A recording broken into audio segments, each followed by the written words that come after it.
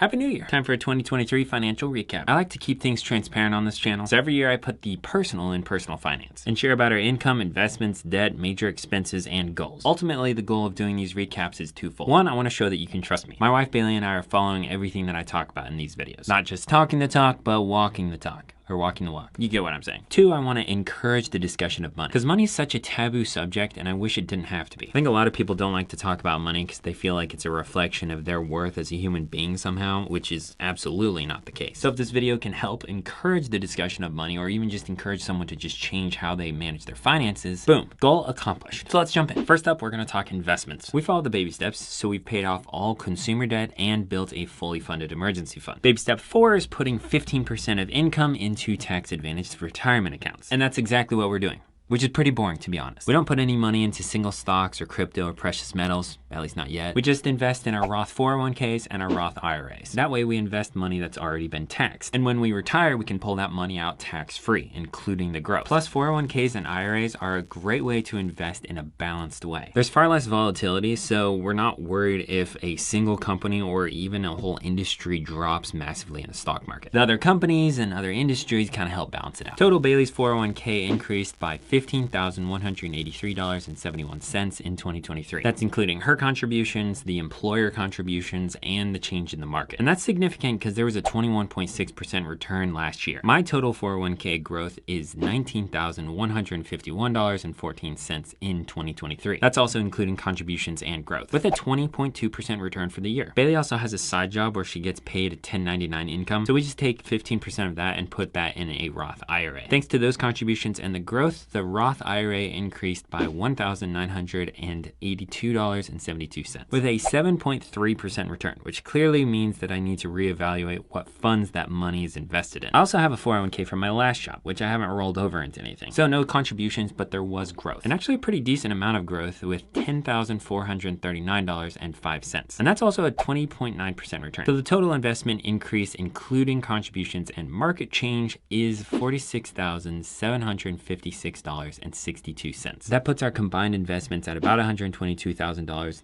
almost none of which we can access until we're 59 and a half. Now, one thing to note is that 2022 was a terrible investment year. Last year, however, we got almost 20% return. So with the stock market bouncing back a bit, that really helped with our investments. I love looking at the total growth because that really goes to show how much compound interest can really help you prepare for retirement. Next category is debt. Like I said, Bailey and I have been following the baby steps since the beginning of our marriage. So shortly after we got married, we paid off our only consumer debt, which was a single $5,000 student loan. So the debt that I'm talking about from 2023 was entirely our mortgage. On December 31st of 2022, we had $133,047.86 remaining on our mortgage. As of December 31st of 2023, we have $115,092.60 remaining on our mortgage. So total in 2023, we paid $17,955.26 towards the principal. But here's the fun part. $9,000 of that was actually extra principal payments, which actually cut a year and almost $3,000 in interest off the life of the loan. Paying off our house is actually our family's biggest financial goal right now. That's what this poster is all about. Each brick is $771 worth of our mortgage, and with 200 bricks, that's $154,200 total from the start of the loan that we're trying to pay off. So we're currently 25% of the way there. We're filling in these bricks to help motivate us to pay extra on the house, because our stretch goal at the moment is that we're going to try to pay off the house within 3.5 years, which is by our 10th wedding anniversary. It's going to be a stretch for sure, but it's a worthy goal. Actually, we just had a payment come out today, which means that I need to fill in another brick.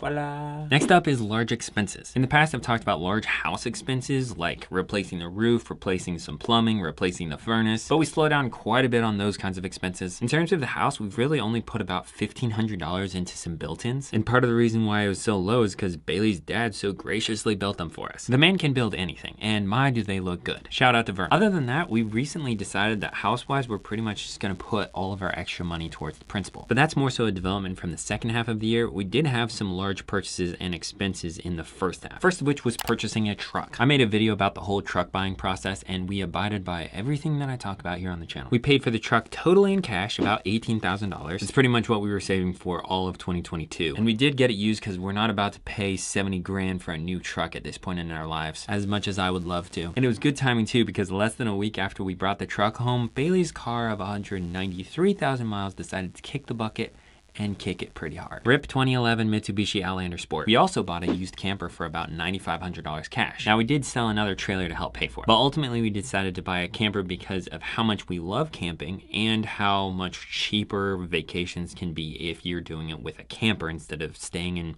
hotels and resorts and that kind of thing. The last large expected expense, which really didn't turn out to be that big of an expense, was our son's birth in June. Total, I think maybe we've spent like $1,200 on medical expenses, partly because of the timing of Bailey's 26th birthday. She had 2 sets of health insurance at the time, and they both helped cover his birth. So that extra monthly cost actually ended up being a blessing in disguise. And number 4 is income. So to start, I would greatly appreciate you hitting the like button if you're finding value in the transparency. Second, I just want to say we are incredibly blessed with the income that we have. God has provided far more than what we need, and for that we are very grateful. It's not our money, we're just stewards of it. So as Christians, we give out of our income as a thank you for the provision, and honestly as a way to remind us that what we have is not ours. That is one of our greatest motivations for living financially responsible lives. Having said that, our total income for this year was about $173,000. That's between my engineering job, Bailey's logistics job, her side job working for church, and my YouTube income. A lot of the extra income this year is thanks to Bailey's job requiring some weekly overtime, and my job currently being a contract. So I get a lot of overtime, of which I get paid for all of it. So I put in less overtime in 2023 with 265 hours instead of the 300 in 2022. We certainly don't have anything to complain about. Our income is plenty to help with fixing up the house, paying it off early, covering childcare, paying for major expenses in cash, and of course giving to our church and other organizations that we care about. And that's our financial recap. Really stoked for 2024 right now. We're hoping to pay a lot extra towards our home in an attempt to pay it off by June of 2027. But we'll see how the year goes, and we'll roll with punches. So how is your 2023 money-wise, and what are your goals for 2024? I posted a poll yesterday on my YouTube channel asking you all about your 2024 financial goals, and